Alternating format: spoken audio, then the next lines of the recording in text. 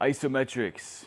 Isometrics overall are when you are holding a position, an exercise, a movement, and not really moving at all, hence the holding. You are holding, for example, a split squat completely still.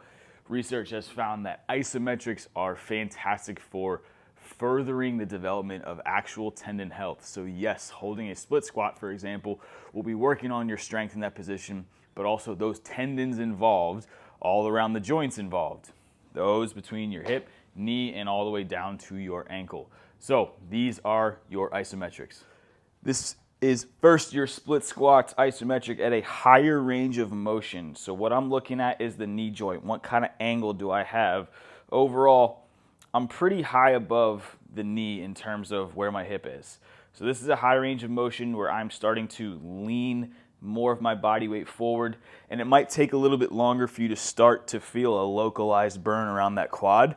But for a lot of us that might have had runner's knee or any knee pain, this could feel like a tightness sensation around your kneecap.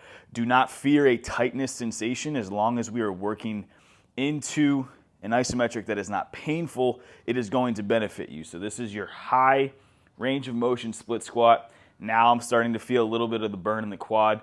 You should at least be doing these for 20 to 30 seconds to start off. Again, this is your high range of motion. Now we're going to drop down from this higher range of motion to a mid range of motion where my hips are getting a little bit more level with the actual knee. Now this burn is starting to come on a lot quicker.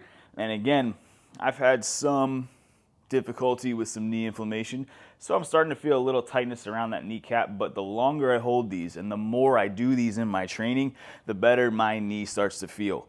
So this is the middle road, kind of mid range of motion where I have a 90-degree angle with that knee.